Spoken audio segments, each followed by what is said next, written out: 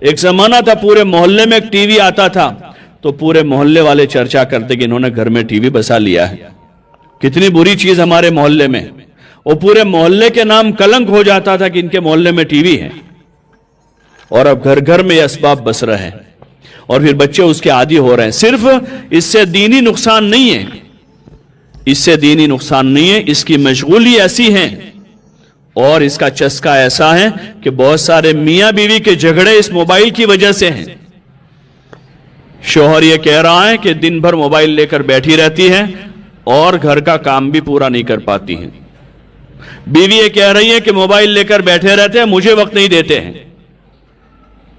ہاں، یہ ایسی چیز ہے کہ یہ ہمیں اپنی ذات سے بھی غافل کر دیں گے، اللہ سے تو غافل کریں گے۔ یہ اسباب ایسے ہیں، بقدر ضرورت ٹھیک ہے،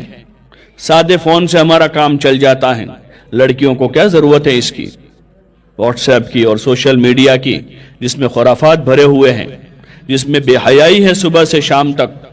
جس میں آوارگی ہے، عیاشی ہے، جس میں بدماشی ہے۔ اپنے بچیوں کو اپنی بچیوں کو اس سے ان کا ذہن بناویں، ان کو سمجھاویں، عادی ہو چکے ہیں، چھوڑنا ان کو مشکل لگے گا، بھاری پڑے گا ان کو،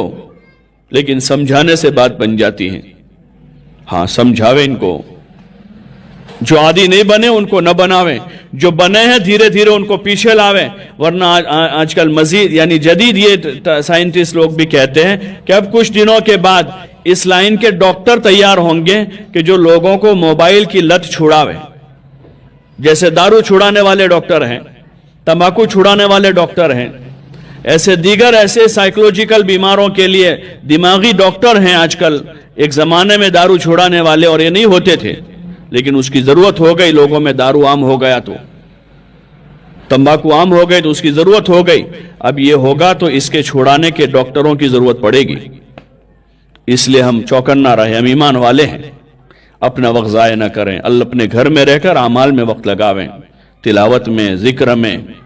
ہاں دینی کتابیں ہیں، روزانہ گھر میں تعلیم کریں، فضائل اعمال، فضائل صدقات کی، تاکہ گھر میں بچوں بچیوں کا دینی اسلامی ایمانی ذہن بنے اور ان خرافات سے ہم بچ سکیں۔ ہاں، ایک ہی ذہن بنائے بے اللہ کی اطاعت کرنی ہے، رسول صلی اللہ علیہ وسلم کے طریقے پر چلنا ہے، روزانہ گھر میں تعلیم کریں، بچوں بچیوں کو لے کر بیٹھیں، دین کی باتیں کریں، حضور صلی اللہ علیہ وسلم کے، صحابہ کے، ازواج مطہرات کے، صحابیات کے اور حضور صلی اللہ علیہ وسلم کی بیٹیوں کے قصے سناویں، سادگی کے فائدے بتاویں۔ جو بڑی عمر کی عورتیں ان سے ہماری گزارش ہے، ہر گھر میں امی ہیں، چچی ہیں، دادی ہیں، نانی ہیں، پھوپھی ہیں، خالہ ہیں، وہ اپنی جوان نسل کا ذہن تیار کریں اور گھر میں اپنے گھر کا نظام ٹھیک کریں، اولاد کی اچھی تربیت کریں، بچیوں کو گھر میں رکھیں، زیادہ منگنی اور شادیوں میں شریک نہ ہو۔ ہاں، چاہے قریبی رشتہ داری ہیں لیکن وہاں خرافات ہو رہے ہیں، ناچ گان ہو رہا ہے، بینڈ باجے بج رہے ہیں، ویڈیوگرافی ہو رہی ہے، فوٹو ہو رہا ہے، ایسی شادیوں میں نہ جاویں، ایسی جگہوں پر جانا ہمارے لیے جائز نہیں ہے، یہ گناہوں کی جگہ ہیں، یہ گناہوں کے اڈے ہیں، ایسی جگہ پر جانا جائز نہیں۔ ایسے رشتہ داروں سے معذرت کر دیں، ہاتھ جوڑ کے معذرت کر لیں کہ اللہ کے واسطے ہمیں معاف کر دو، ان کے وہاں 500 کی جگہ 1000 روپیہ ہدیہ بھیج دو، ان کو خوش رکھنے کے لیے 500 کی جگہ 1000 دے دو، شادی کے 2 دن پہلے چلے جاؤ، تاکہ ابھی اس وقت خرافات نہیں ہو رہے ہیں۔ ان سے کہو کہ ہمیں آپ سے نفرت نہیں ہے، ہمیں آپ کے گھر سے نفرت نہیں ہے، ہمیں آپ کی اولاد سے نفرت نہیں ہے، ہمیں آپ سے محبت ہے، آپ ہمارے رشتہ دار ہیں، آپ ہماری خالہ ہیں، آپ ہماری پھوپھی ہیں، ہمیں آپ سے محبت ہے، اسی محبت میں ہم آپ کیا نہیں آ رہے ہیں، 2 دن پہلے جا کر ان کا ہدیہ دے دو۔ باقی شادی میں جب خرافات شروع ہو گئے اب وہاں مت جاؤ، ورنہ ہم بندی کو راضی کرنے کے لیے اپنے خدا کو ناراض کر رہے ہیں، اور خدا کو ناراض کر کے ہم کہیں کے نہیں رہ سکتے ہیں۔ ایسی شادیوں میں شریک نہ ہو، ان سے محبت سے معذرت کریں، کسی سے ہمیں لڑائی نہیں کرنی ہے، کسی سے جھگڑا نہیں کرنا ہے، کسی کو کالا گورا نہیں کہنا ہے، یہ بھی اللہ کی توفیق ہے۔ کسی کو توفیق دے دے تو اپنے حکم پر چلا دے، اور کسی کی توفیق چھین لے تو خدا اس کو ضدی بنا کر اس سے نافرمانی کرواتے ہیں، یہ خدا کی توفیق چھینی ہوئی ہے۔ ایسے لوگوں کو زیادہ استغفار کرنا چاہیے کہ جن کے پاس حق بات پہنچنے کے بعد بھی اور اللہ رسول کی بات پہنچنے کے بعد بھی ہم تک جو لوگ بات پہنچا رہے ہیں،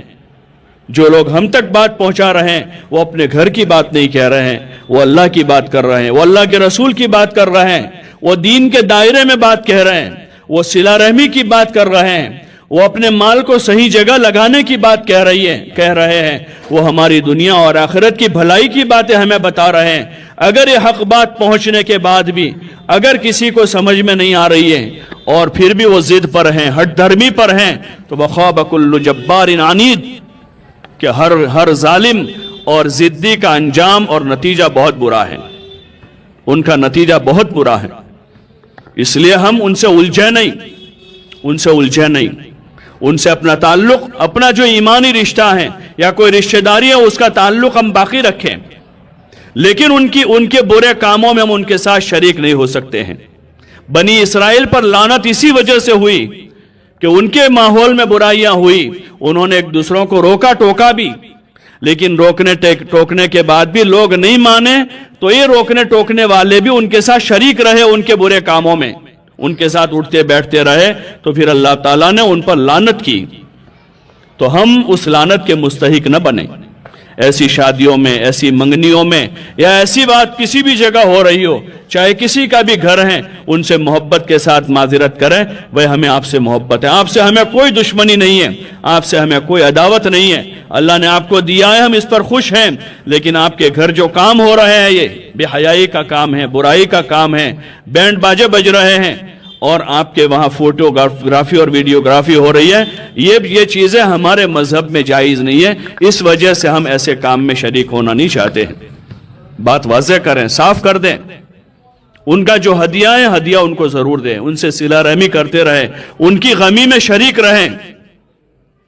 ہاں، ان کا کوئی اوسر ایسا ہے جس میں ان کو مال کی ضرورت ہے، تعاون کی، تو ان کا اللہ نے ہمیں دیا ہے، ضرور تعاون کریں، لیکن ایسے کاموں میں شریک نہ رہیں۔ اپنی بچیوں کو بھی یہی سمجھائے کہ بیٹا وہاں اللہ کی لعنت ہوگی، حضور علیہ السلام کی بد دعائیں مل رہی ہیں، فرشتوں کی بد دعائیں ملی ہیں، ایسی جگہ پر جا کے ہم کیا کریں گے جہاں نماز قضا ہو جائے گی۔ ان چیزوں سے بچاوے اپنے آپ کو، باہر گھومنے پھرنے سے، ہوٹلوں میں جانے سے، کلبوں میں جانے سے، یہ ہمارا شیوا نہیں ہے۔ ہاں، ہمارے یہاں اس کا رواج نہیں تھا، اور یہ ایسے نئے رواج کو جنم دے کر ہم اگلی مستقبل کی آنے والی نسلوں کے لیے کوئی برا راستہ نہ کھولیں۔ آپ ماں بہنوں سے ہماری اس کی گزارش ہے، درخواست ہے، ہاں اس مجلس میں اس کی نیت کریں۔ اور جو تیسری چیز حضور علیہ السلام کی معاشرے کی ہے، پاکی ہے،